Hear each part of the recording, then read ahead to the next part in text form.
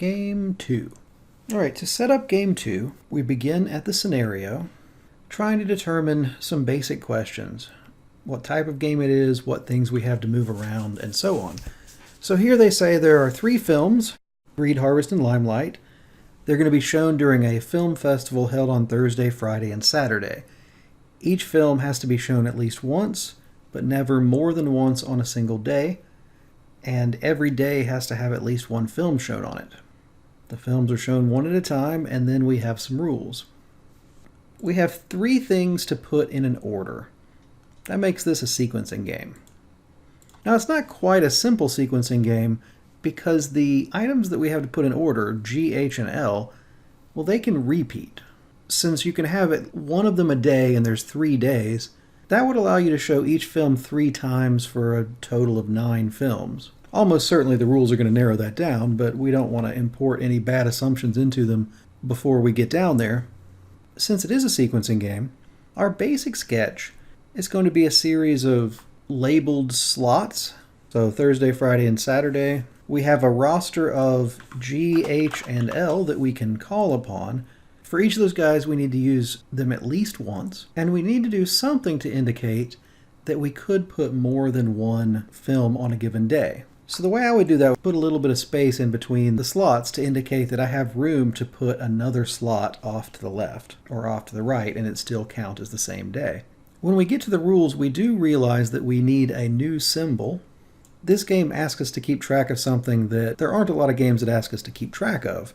And that is the idea of who is the last film shown on a day. So the first rule says, on Thursday, Harvest is shown and no film is shown after it on that day. So normally I would just put H on Thursday and call it a day. Pun not intended. Maybe a little intended. But I need a symbol to indicate that I can't put anything after the H. So I'm going to do that by just adding a bar right after the H to say, that's it, you don't get any more on that day. And I'm going to get to use that symbol twice because the next rule is pretty much the same thing as the first one. It's just about Friday.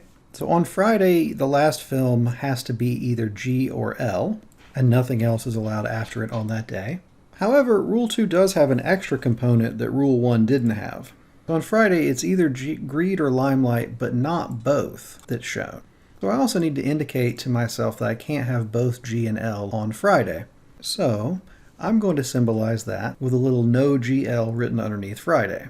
And when I get to Rule 3, on Saturday either Greed or Harvest but not both is shown and no film is shown after it on that day. So it's the same rule as the second rule except on Saturday with G and H. So either G or H is on Saturday, no film is shown after it, and it can't be both G and H on Saturday. Now, after you've written the rules into your shorthand, you do want to consider if there's any way that those rules can interact to create a deduction or a further inference, something that could narrow your task down a little bit. Unfortunately here, there isn't really much else we can do other than put the rules into shorthand. The rules don't really interact with each other. They're all just about the day that it's on. There's no crossover potential.